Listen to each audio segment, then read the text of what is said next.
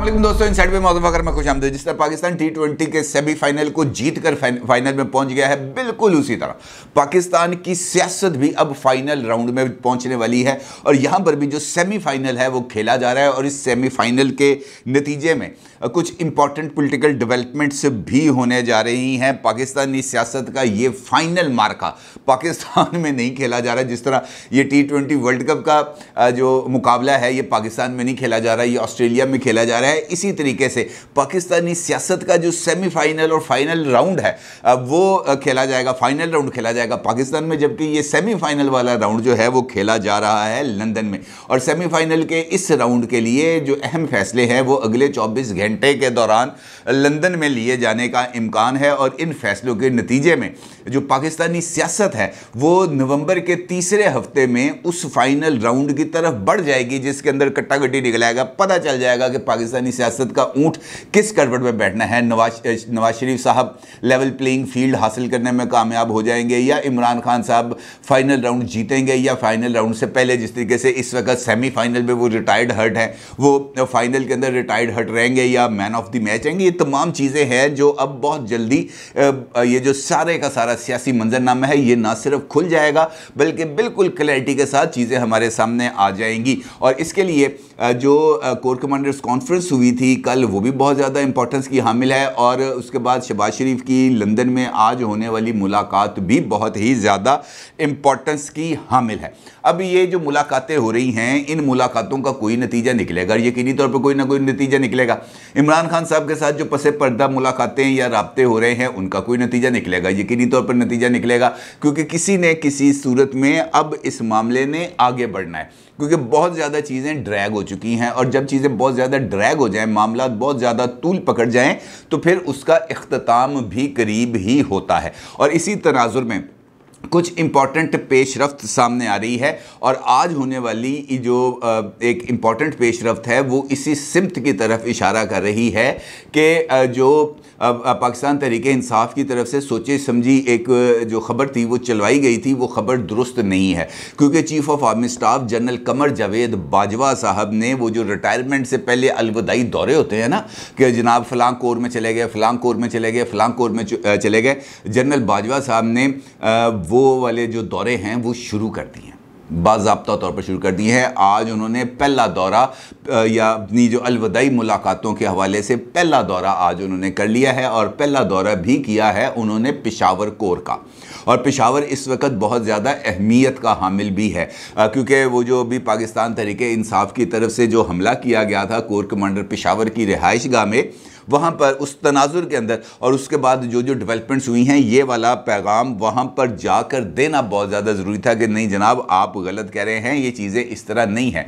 इसके साथ साथ इमरान खान साहब के लिए एक सरप्राइज़ भी तैयार कर लिया गया है, बल्कि सरप्राइज़ अब मंजर आम पर आने वाला है। और इसके साथ साथ मुन्नस अलई साहब भी एक ख़ास वजह से बहुत ज़्यादा मुतहरक हो गए हैं, क्योंकि उसके लिए भी जो माहौल है शायद वो कुछ ज़्यादा साजगार होता हुआ नज़र नहीं आ रहा।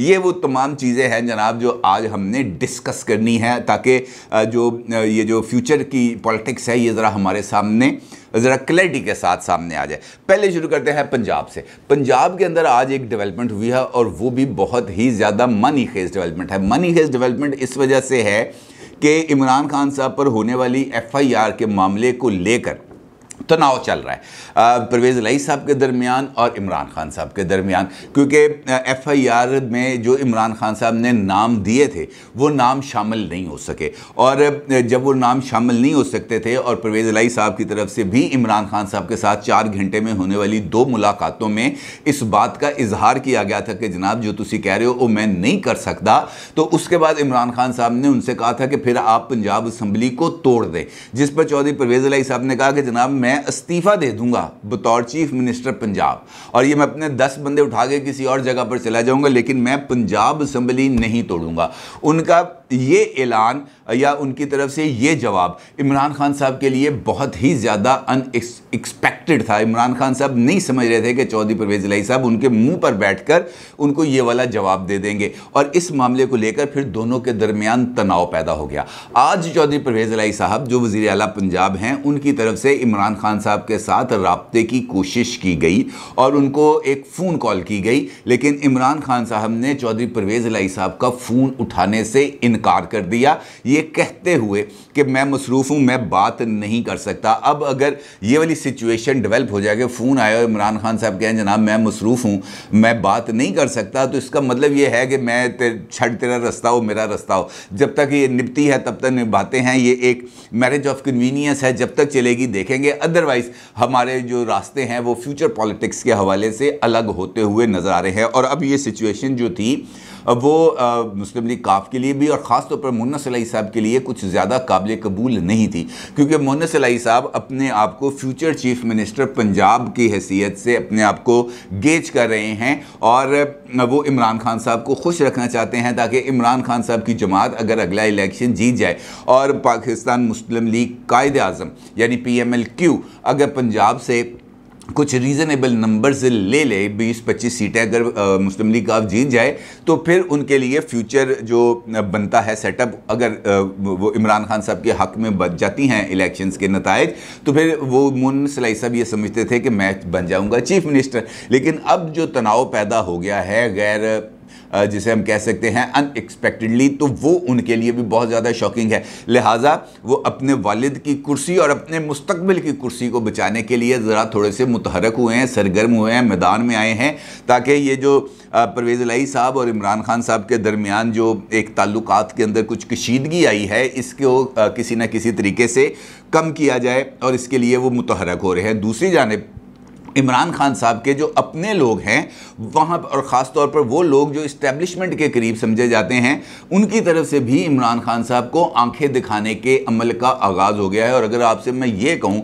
कि वो बंदा जो 24 घंटे इमरान खान साहब की ज़ुबान बोलता है, वो भी परवेज़ इलाही साहब के मामले में इमरान खान साहब से बिल्कुल उलट लाइन ले रहा है, तो आप यकीनी तौर पर हैरान होंगे कि यार ये कैसे हो सकता है, लेकिन ये ऐसे ही हो रहा है। फवाद चौधरी साहब जो इमरान खान साहब के फोकल पर्सन हैं, उनके माउथ पीस हैं, वो इमरान खान साहब की पॉलिसी के बिल्कुल बरखिलाफ मीडिया पर आकर चौधरी परवेज़ इलाही साहब के हक में लाइन ले रहे हैं।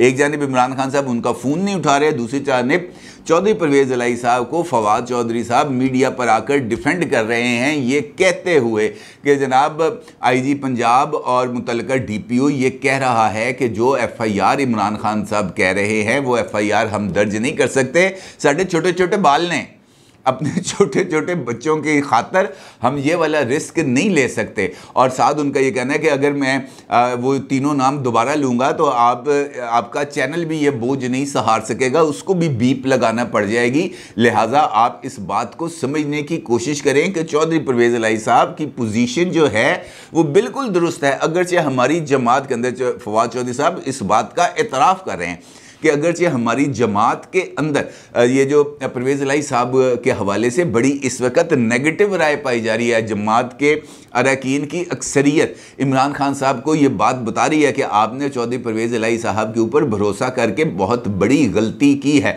लेकिन मैं ये समझता हूँ कि इन हालात के अंदर परवेज़ इलाही साहब का जो ये कहना है वो बिल्कुल दुरुस्त है। अब फवाद चौधरी साहब भी यकीनी तौर पर उन्हीं लोगों में शामिल हैं जो इस्टेब्लिशमेंट की लाइन और लेंथ के ऊपर रहते हैं, वो डिविएट नहीं कर सकते। हाँ, उनको कुव्वत गुफ्तार मिलती है किसी हदूदों के यूद के अंदर, लेकिन उससे आगे वो बढ़ने की कोशिश नहीं करते, क्योंकि उसके बाद पर जलने का इम्कान होता है। लिहाजा वो उस रेड लाइन को क्रॉस नहीं करते। फवाद चौधरी साहब भी आप देखेंगे तो वो रेड लाइन को अमूमी तौर पर उसके करीब तो ज़रूर जाते हैं, वहाँ पर जाकर एक तकरीर करते हैं, लेकिन फिर फौरी तौर पर उस रेड लाइन से पीछे आ जाते हैं। उससे ज़्यादा हार्ड लाइन लेना फवाद चौधरी साहब के लिए भी मुमकिन नहीं होता। मिसाल के तौर पर जिस इंटरव्यू का मैं आपके साथ आपको इशारा दे रहा हूं, जावेद चौधरी साहब के प्रोग्राम में एक्सप्रेस चैनल के ऊपर उन्होंने ये बात की, लेकिन डेलिबरेटली उन्होंने सिर्फ डराया कि मैं ना लाऊंगा, और आप वो नाम नहीं चला सकेंगे। तो कहने का मतलब यह है कि अगर वो नाम ले लेते तो बीप लग जानी थी ना, कौन सा इसमें क़यामत आ जानी थी। लेकिन उन्होंने ये तासुर दिया कि जनाब मैं नाम नहीं लेना चाहता, लेकिन मुझे नाम लेने के लिए पीछे से प्रेशर है और मैंने उसके लिए ये वाला एक रास्ता अपनाया कि मैं यूं करके दाएं से निकल जाऊंगा, लीगली इलीगल काम कर लूँगा ताकि मेरी कोई जो है वो पकड़ाई ना हो। और इसीलिए जो इमरान खान साहब का लॉन्ग मार्च है अब वो भी बहुत ज़्यादा क्वेश्चनेबल होता जा रहा है, और ख़ास तौर पर उन 3 लोगों के लिए ये एक बहुत बड़ा और कड़ा इम्तहान बनने जा रहा है जो इमरान खान साहब की अदम मौजूदगी के अंदर कल से स्टार्ट होने वाले वज़ीराबाद से जो लॉन्ग मार्च है उसकी क़यादत करेंगे। और ये जो वो तीनों लोग हैं जो इस्टेब्लिशमेंट के साथ इमरान खान साहब के लिए राब्ते में रहे थे, यानी परवेज़ खटक साहब, असद उमर साहब, शाह महमूद कुरैशी साहब, और इन 3 लोगों ने मुख्तलिफ मुकामात से लॉन्ग मार्च की क़यादत करनी है। और मेरा ये ख्याल है कि कल तो वज़ीराबाद से उसी मुकाम पर एक ही लॉन्ग मार्च का आगाज़ होगा, जबकि बाकी जो 2 लॉन्ग मार्च हैं फैसलाबाद से और मर्दान से, वो लॉन्ग मार्च जो है वो जुमे से 2 बजे के बाद वो स्टार्ट होंगे। लिहाजा ये जो लॉन्ग मार्चेस का सिलसिला है ये पहले एक लॉन्ग मार्च था, अब ये 3 लॉन्ग मार्चेस के अंदर तब्दील होने जा रहा है। और इसके लिए भी ये बात बताई जा रही है कि ये इमरान खान साहब की तरफ से ये जो लॉन्ग मार्च के अंदर ताख़ीर की गई है, ये इम्पॉर्टेंट नुक्ता है कि ये एक सोची समझी हिकमत अमली का हिस्सा है। यानी ताख़ीर से रावलपिंडी पहुंचना ये एक सोचे समझे मंसूबे का हिस्सा है। ये बात और कोई नहीं कह रहा, बल्कि ये बात कर रहे हैं जनाब जो हैं शेख रशीद अहमद साहब, जो इमरान खान साहब के बहुत ही करीब हैं। और उन्होंने जो एक ट्वीट किया है आज, उसके अंदर उनका ये कहना है कि इमरान खान की रावलपिंडी आने की ताख़ीर हिकमत अमली का हिस्सा है। इसका मतलब ये है कि जो इस वक्त लॉन्ग मार्च है उसके जो ताख़ीर है वो हिकमत अमली का हिस्सा है। और ताख़ीर की वजह क्या है? अदरवाइज़ अगर इमरान खान साहब पर वज़ीराबाद पर हमला ना होता तो इमरान खान साहब का लॉन्ग मार्च तो चल रहा था ना, वो तो चल रहा था। अब अगर उसके ऊपर कोई ये जो 1 हफ़्ते का डिले हुआ है, ये डिले हिकमत अमली का हिस्सा है, ये बात कह रहे हैं शेख रशीद साहब। यानी इमरान खान साहब पर होने वाला हमला और उसके नतीजे में ये जो लॉन्ग मार्च का रुकना है ये हिकमत अमली का हिस्सा है। ये शेख रशीद साहब कह रहे हैं। मुझे तो इस बात की यही समझ आ रही है, हो सकता है मैं गलत हूँ, लेकिन बात मुझे यही समझ आ रही है कि वो ये कह रहे हैं कि ये ताख़ीर जो है वो हिकमत अमली का हिस्सा। और हिकमत अमली क्या हो सकती है? हिकमत अमली क्या हो सकती है कि जनाब हम लेट पहुंचेंगे, हम 19 या 20 नवंबर को पहुंचेंगे जो है इस्लामाबाद या पिंडी, और उसके बाद 21 या 22 नवंबर को पहुंचेंगे हम इस्लामाबाद। तो उसकी क्या वजह है भाई? अगर कोई हिकमत अमली है तो उसके पीछे कोई ना कोई लॉजिक होगी ना, उस लॉजिक के बगैर तो नहीं हो सकता। वो हिकमत अमली क्या है? शेख रशीद अहमद साहब ने ये बात नहीं बताई। मेरी नज़र में ये जो हिकमत अमली का जिसका वो जिक्र कर रहे हैं उसका ताना बाना भी जाकर नवंबर के आखिरी हफ्ते में होने वाली अपॉइंटमेंट के साथ ही जाके जुड़ता है, उसके अलावा किसी और जगह पर जाके नहीं जुड़ता। क्योंकि जो इतलात है वो यही हैं कि ये जो फैसले हैं ये तो जो है लंदन के अंदर हो जाएंगे, और उसके बाद इसका जो प्रोसेस है उसका आगाज़ होगा तकरीबन 16 नवंबर से। 16 नवंबर को समरी आएगी, उसके बाद मुलाकातें होंगी, और ये तकरीबन वही हफ्ता बन जाएगा, यानी 21-22 नवंबर का, जब ये वाला फ़ैसले की अनाउंसमेंट की तारीख़ आएगी। और इन्हीं तारीख़ों के करीब ये फ़ैसले की अनाउंसमेंट होगी। यानी जिस वक़्त इमरान खान साहब अपना लॉन्ग मार्च लेकर इस्लामाबाद की हदूद में दाखिल हो रहे होंगे, उस वक़्त नए चीफ़ ऑफ आर्मी स्टाफ की अपॉइंटमेंट का या तो ऐलान होने वाला होगा, या ऐलान हो चुका होगा, या ऐलान होगा। इसका मतलब ये है कि उस अपॉइंटमेंट के मामले को लेकर कोई एक नया खेल खेलने की तैयारी की जा रही है, कुछ ऐसी चीज़ें तैयार कराई जा रही हैं, कुछ ऐसे डॉक्यूमेंट्स को बरामद किया जा रहा है जो उस अपॉइंटमेंट के जिसके बारे में अब उनको यकीन होता चला जा रहा है कि फ़लाँ शख्स ही अपॉइंट होने जा रहा है। लिहाजा उसको जो मुतनाज़ा है उसको कैसे बनाना है, उसकी तैनाती के ऊपर सवाल कैसे पैदा करने हैं, कुछ ऐसी चीज़ें हमारे हाथ में होनी चाहिए जिनको हम जो है जिसके ऊपर प्ले कर सकें, और उसके लिए कुछ ऐसे डॉक्यूमेंट्री एविडेंसेस चाहिए होंगे या ऐसे जाली कागजात कुछ तैयार कराने होंगे जिसके ज़रिए इस बात को जो है वो किया जा सके कि नहीं जनाब, ये जो चोर डाकू लुटेरे हैं इनकी तरफ से किए जाने वाला फ़ैसला गलत है, असल फ़ैसला तो ये होना चाहिए था। और इसके लिए अगर कोई पेशबंदी कर ली गई है तो वो जो है अपने अंदर भी बहुत ज़्यादा मानवीयत रखती है। और मेरे पास कुछ इतलात ऐसी हैं कि जनाब कुछ चीज़ें इस हवाले से भी तैयार की जा रही हैं, बल्कि कर ली गई हैं।